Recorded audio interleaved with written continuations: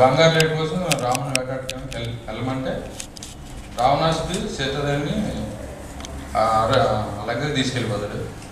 జటాయు సహాయంతో శ్రీరాముడు ఆచూకి తీసుకుని వానరుల సహాయంతో రావణుని సంహరిస్తాడు.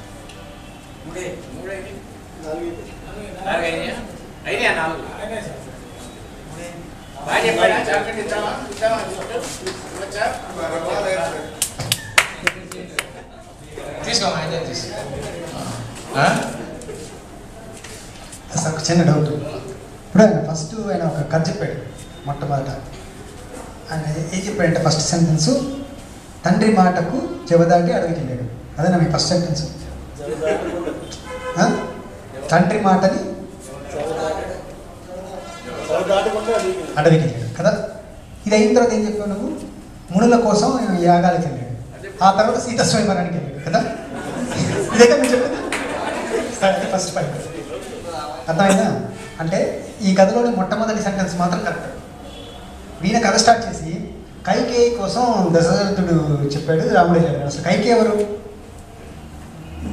కైకేయి నాకు తెలియదు. కైకేయి ఎవరు? కైకేయి చెప్తే దశరథుడు చెప్పాడని రాముడు వెళ్ళడం ఎందుకు? దానికి అది కరెక్ట్. ఏది? తండ్రి మాటను విని అడవికి వెళ్ళాడు. కైకేయి మాట విని కాదు. మనకు నీతి ఏంటి దానిలో? తండ్రి మాటను విని నమ్మి జవదాటకుండా ఆయన వెళ్ళాడు. అది నువ్వు తీసుకోవాల్సిన పాయింట్.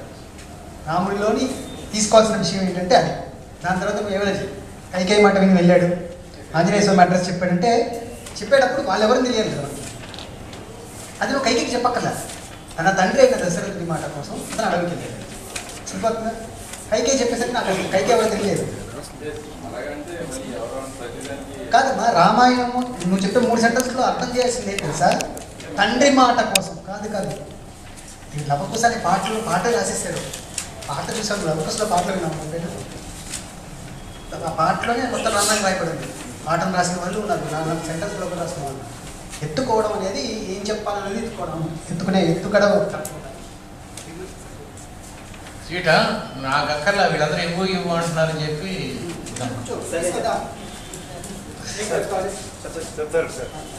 చెప్తారా? ఇదే టైం అయిపోతుంది. రండి తొందరగా బాగా చెప్పండి.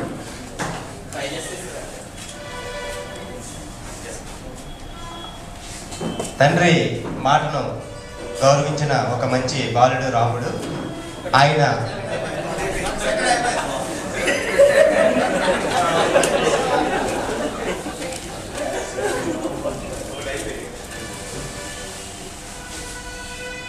తండ్రి ఆజ్ఞానుసారం అడవులకు వెళ్ళాడు. అడవులకి వెళ్ళినప్పుడు రాముడితో పాటు లక్ష్మణుడు, సీత కూడా వెళ్ళారు.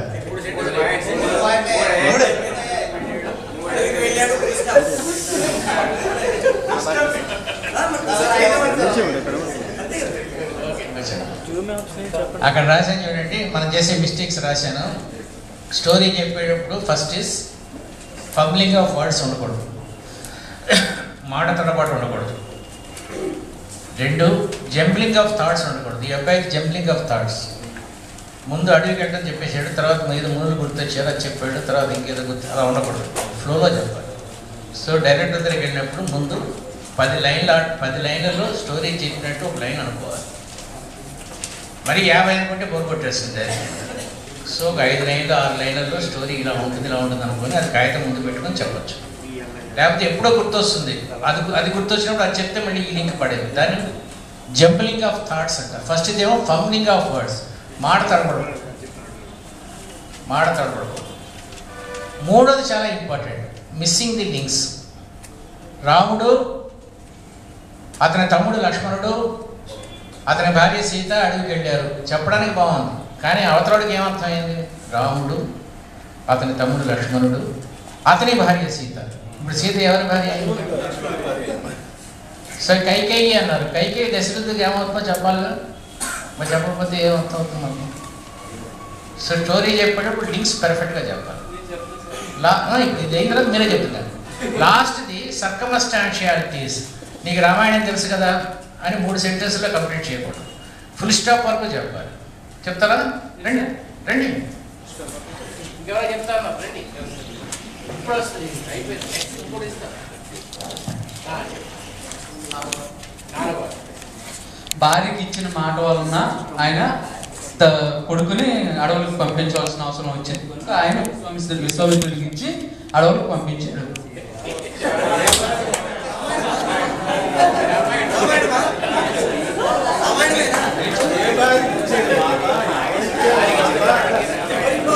భార్యకి ఇచ్చిన మాట వలన తండ్రి రాముణ్ణి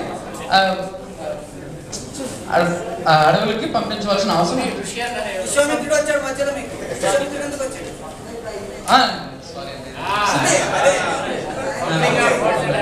పంపించవలసిన అవసరం వచ్చింది.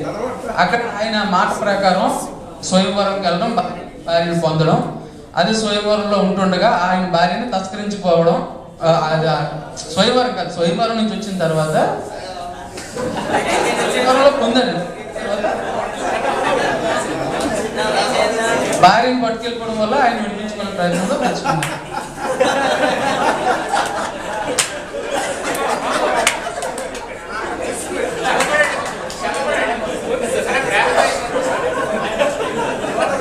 హలో, దశరథ కలిగిన కుమారుడైన రామ లక్ష్మణుడు విద్యాభ్యాసానికి విశ్వామిత్రుడు అడవికి వెళ్తారు. విద్య నేర్చుకున్న తర్వాత శ్వేత స్వయంవరానికి విశ్వామిత్రుడితో శ్వేత స్వయంకి వెళ్ళి సీతాదేవి వివాహం చేసుకుంటారు. తండ్రికి ఇచ్చిన మాటతోటి అడవులకి రామ లక్ష్మణుడు రాముని యొక్క భార్య సీతాదేవి అడవులకి వెళ్తారు. అడవి నుంచి రావణాసుడు సీతాదేవిని వెతికెళ్ళిపోతారు.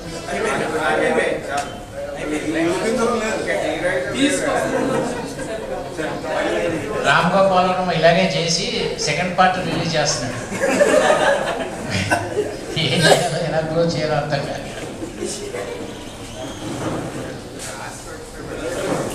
సార్ ముందు కుప్పిగంతులు వేసి పెట్టి ఏం చేసినా కూడా, బట్ 4 వాక్యాల్లో ట్రై చేస్తానండి.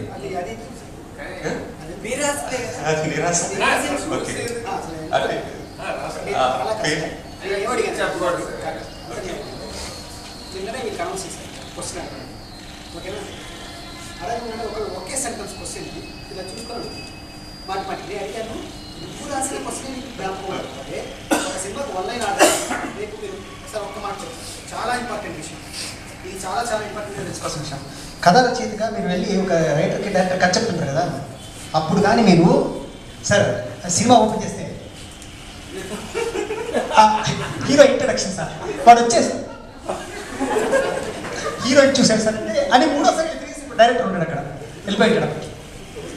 కథను మీరు ఓన్ చేసుకోవాలి. ఫస్ట్ థింగ్ ఏంటంటే ఆయన చెప్పంగానే మీరు ఆ ఫస్ట్ సెంటెన్స్ వినేయడం వచ్చేస్తున్నారు ఎగేసుకుని అందరూ. ఫస్ట్ దశరథుడు కరెక్ట్ చేశారు కాబట్టి మీరు వెంటనే ప్రతి వాళ్ళు అదే టేక్ ఆఫ్, దశరథుడు కైక అదే ప్రతి వాళ్ళు అదే టేక్ ఆఫ్. అసలు రెండోది ఏంటంటే రామాయణం అనేది మనకు తెలిసిన విషయమే కదా, మన అందరికీ తెలిసిన విషయం కదా, దానిలో ఏమి హైలైట్స్ కూడా మీకు తెలియదా చిన్నప్పటి నుంచి మీరు కలగడం. దయచేసి నేను ఒక మాట చెప్తాను, గుర్తుపెట్టుకోండి సార్. ఏదైనా ఒక సినిమా చూసిన తర్వాత మీరు మీ ఫ్రెండ్కో మీ మదర్కో ముందు కథ ఒకసారి బాగా చెప్పడం నేర్చుకోండి. అదే కదా చూసిన కథ లేదా చదివిన పుస్తకాన్ని పెద్దగా చదవడం కానీ, చదివిన తర్వాత దాన్ని తిరిగి సేమ్ ప్రొనౌన్సియేషన్తో చదవడం కానీ చేయండి. సార్ ఏం లేదు సార్, స్వీట్ మీద ఆస్తో కొంచెం కరెక్ట్గా చెప్తామని బుక్ చేసి.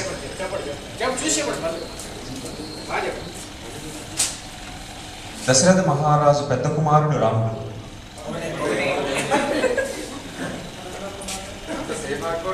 తండ్రి కోరిక ప్రకారం రాముడు తన భార్య సీత, తమ్ముడు లక్ష్మణుడితో అడవుల పాలయ్యాడు.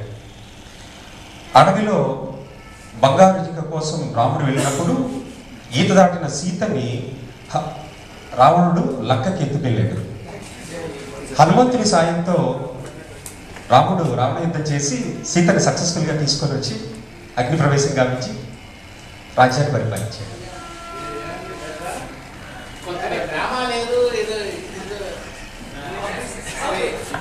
సార్ పెట్టదా అంటే అతను రెండో సెంటెన్స్ చదవమండి సార్.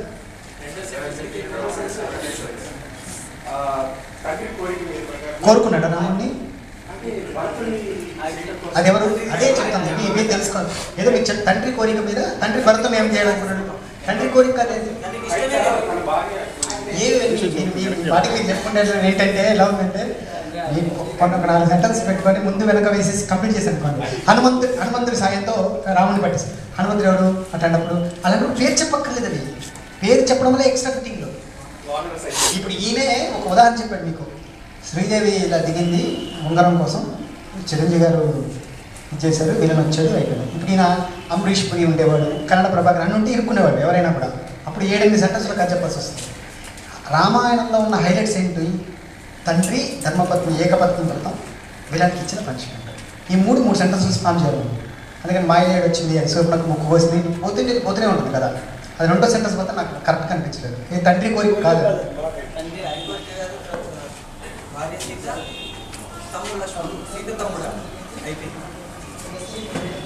చెప్పండి. తెల్లవారికే చక్రవర్తి అయి రాజ్యం సార్ మన వాక్యాలు చెప్పండి. తెల్లవారికే చక్రవర్తి అయి రాజ్యము నేలే రామయ్య, మహిళ తండ్రి మాటకై పదవిని వదిలి అడవులకేగినయ్యా, ఆలిని రక్కసుడపహరించి ఆక్రోశించినయ్యా, అసురుని త్రుంచి అమ్మను తెచ్చి అగ్ని పరీక్ష విధించి.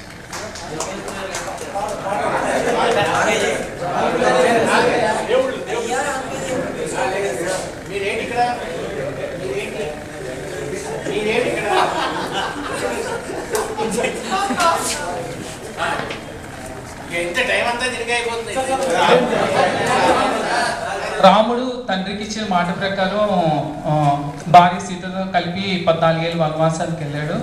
అక్కడ రావణాసురుడు సీతాదేవిని మోహించి అపహరించాడు. రాముడు, లక్ష్మణుడు హనుమంతుడి సాయంతో రావణాసురుని సంహరించి సీతాదేవిని తన రాజ్యానికి తీసుకొచ్చాడు.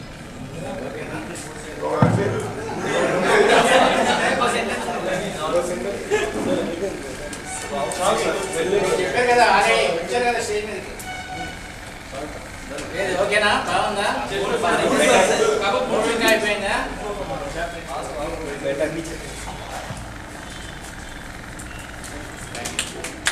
ఎవడైతే చప్పట్లు పట్టాడో వాడు ఈర్ష్య పడుతున్నాడు అన్నమాట, జలసీ ఫీల్ అవుతున్నాడు అన్నమాట. చప్పట్లు పడుతున్నాడు.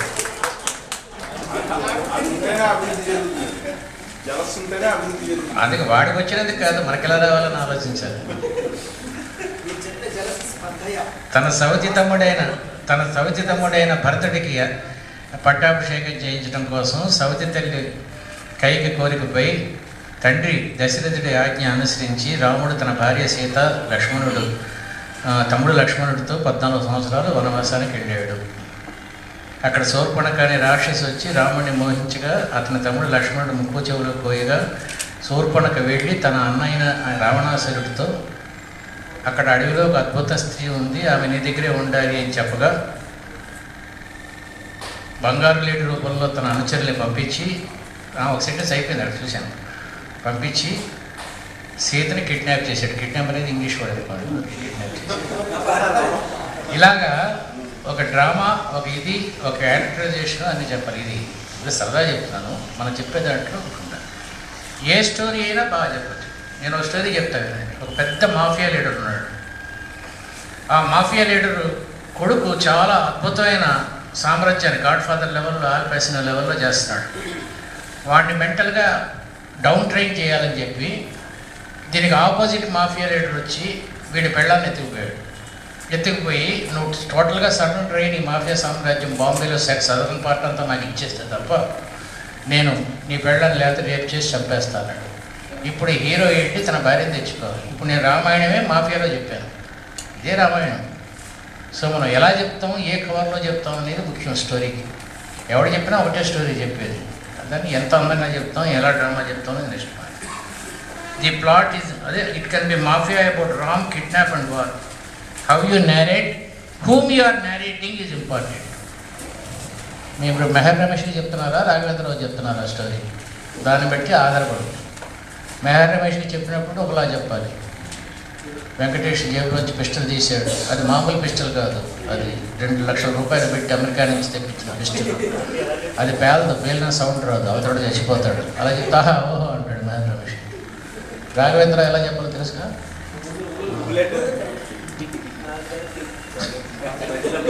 మీరు బాగానే ఫాస్ట్గా ఉన్నారు, మీకేం చెప్పారండి. Next most important is difference between story, scenic order, screen play and dialogue. ఇది అండర్లైన్ చేయండి, ఇదే ముఖ్యం, చాలా ముఖ్యం. ఒక సినిమాకి మీరు స్టోరీ రైటరా, సీనిక్ ఆర్డర్ వేస్తున్నారా, స్క్రీన్ ప్లే రాస్తున్నారా, డైలాగ్ రాస్తున్నారా, ఇది ముఖ్యం చాలా. నా సినిమాలకి వేటికి, నా స్టోరీస్కి నేను స్క్రీన్ ప్లే రైటర్ కాదు. ఛాలెంజ్కి సత్యమూర్తి తెలుసు కదా, Devi Sri Prasad father.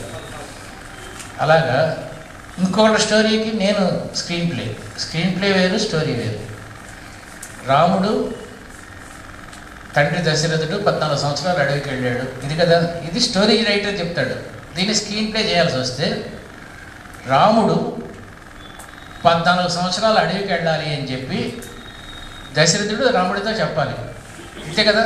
Next scene జాగ్రత్తగా వినండి, రాసుకుంటే ఇప్పుడే రాసుకుంటూ ఉన్నాను, నేను చెప్పుకుపోతూ ఉంటాను.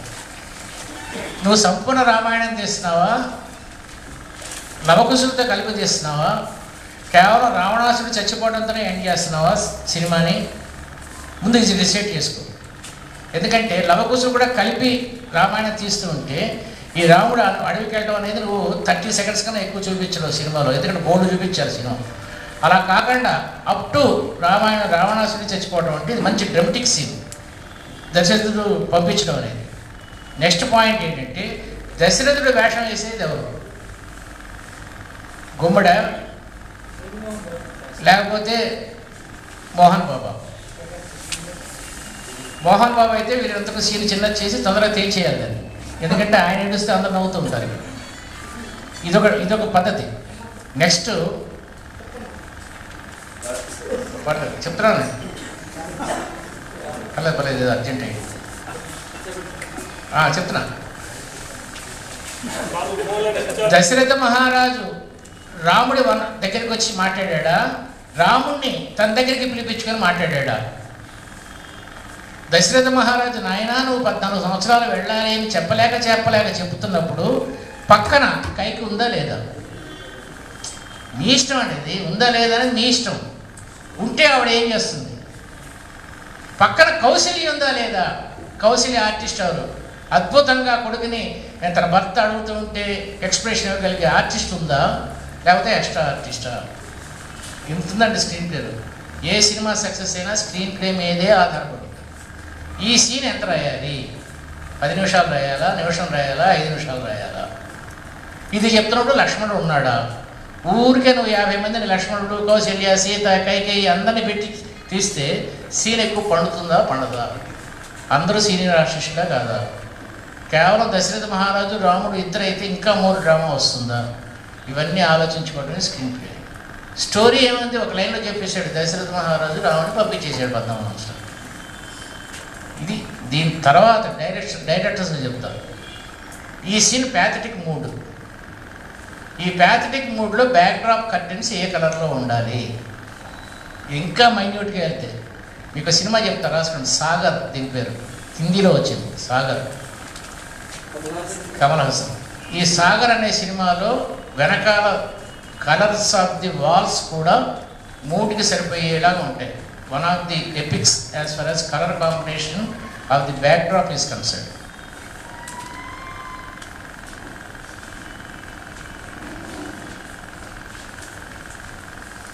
స్క్రీన్ ప్లేలో మరి నాకు తెలియదు కరెక్ట్గా, నువ్వు చెప్పి తప్పైతే చెప్పము. స్క్రీన్ ప్లేలో సాంగ్స్ ఎక్కడ ఉండాలి, సాంగ్స్ అడ్డుకొడుతున్నాయా లేకపోతే ఇన్వాల్వ్ అయి ఉన్నాయా, సాంగ్ సిచ్యుయేషన్స్ అలా సరదాగా వచ్చేస్తే అద్భుతంగా ఉంటుంది. అలా కాకుండా అడ్డుకొట్టకుండా చూసుకోవాల్సిన బాధ్యత కూడా screen play writer. Screen play writer dialogue రైటర్కి చెప్పాలి, ఈ సీన్ ఎక్కువ లాగద్దు, ఈ సీన్ తక్కువ చేయి. ఇది డైరెక్టరే స్క్రీన్ ప్లే కాబట్టి అతనే చూసుకుంటూ ఉంటాడు. మేము ఆఖరి పోరాటం అని ఒక సినిమా తీసాం, నాగార్జునను శ్రీదేవి. అది వెన్నెల ఆడపిల్ల కొంచెం ఇన్స్పిరేషను. సుహాసిని ఫోన్ చేస్తూ ఉంటుంది, శ్రీదేవి ఫోన్ చేస్తూ ఉంటుంది నాగార్జునకి, నాగార్జున ఏమో సుహాసిని అనుకుంటూ ఉంటాడు. దాని మీద మనకి ఇంట్రెస్ట్ కదా సబ్జెక్టు, పిచ్చి పిచ్చిగా రాసేసేవాడిని డైలాగులు. బోర్లో పడుకుని మాట్లాడుతున్నావా, వెల్లకిలా పడుకుని మాట్లాడుతున్నావా అని శ్రీదేవి అడగటం, ఇవన్నీ రాశారు.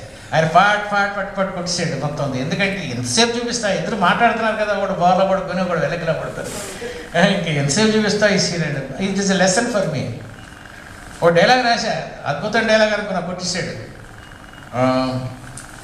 బోర్లా పడుకుంటే వెల్లకిలా పడుకుంటే సీలింగ్ ఫ్యాను, బోర్లా పడుకుంటే నీ ఫీలింగ్ పాడుగాను అని రాశారు. అది చాలా అద్భుతం అనుకున్నాను, ఏదో నవలో రాశారు. ఇది కొట్టేసాడు, చేసే బాగాలేదే మనకెందుకు ఇంత బూతు అని. సో డైరెక్టర్ సరిపడా రాయాలన్నమాట. స్క్రీన్ ప్లే, ఇంకేంటి డైలాగ్, స్టోరీ, సీనిక్ ఆర్ట్. ఏ సీన్ తర్వాత ఏ సీన్ రావాలి, ఏ సీన్ తర్వాత ఏ సీన్ రావాలి, scenic art. Suppose you are making a murder mystery of a girl where the investigating inspector is the hero. Don't drag the love between the girl and another boy unless it is absolutely important. ఒక అమ్మాయి murder జరిగింది. ఆ murder కోసం ఒక inspector investigate చేస్తున్నాడు. ఈ అమ్మాయికి already boy friend ఉన్నాడు. అమ్మాయి చచ్చిపోయిన దాన్ని వీడు ఎలా హంతకుడో పట్టుకోవడం మన స్టోరీ అనుకున్నప్పుడు, ఆ అమ్మాయికి అబ్బాయికి దాని లవర్కి ఉన్న లవ్ స్టోరీ ఎక్కువసేపు చూపించద్దు. మన స్టోరీకి ఏమీ సంబంధం లేదు. అక్కడ హీరో ఇన్స్పెక్టర్ని రాశాడు. హీరో ఇన్స్పెక్టర్ అయినప్పుడు ఎంతవరకు వాడిని ఇన్వాల్వ్ చేయాలి. మన పాటలు ట్వీట్స్ లేవండి కాబట్టి అమ్మాయికి హీరోయిన్ పెడదామని అంటుంటాడు ఎవడు డైరెక్టర్. వినద్దు. Your story is investigation unless it demands a duet between the heroine. ఎందుకంటే హీరోయిన్ ఆల్రెడీ చచ్చిపోయింది ఫస్ట్ రీల్లో. అది బతుకున్నప్పుడు సాంగ్స్ మొన్న ఏదో రామయ్య వస్తావో ఇట్లా అయిందంట, ఏదో అంత అయిపోయింది తెలిసిపోయిన తర్వాత రాశారంట. నేను చూడలేదు కానీ చెప్తున్నాను.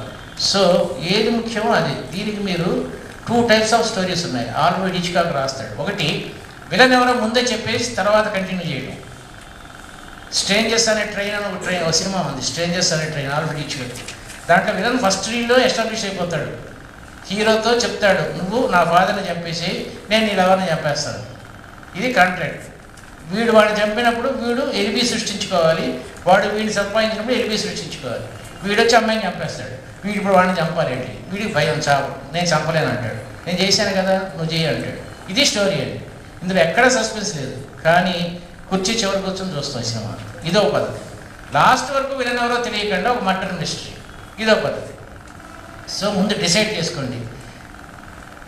సస్పెన్స్ పిక్చర్స్లో సస్పెన్స్ విడగొట్టేసేసి చెప్పడం ముఖ్యమా, సస్పెన్స్ పెట్టుకొని విలన్ ఎవరో తెలియకుండా చేయటం ముఖ్యమా అనేది ఆ పాయింట్.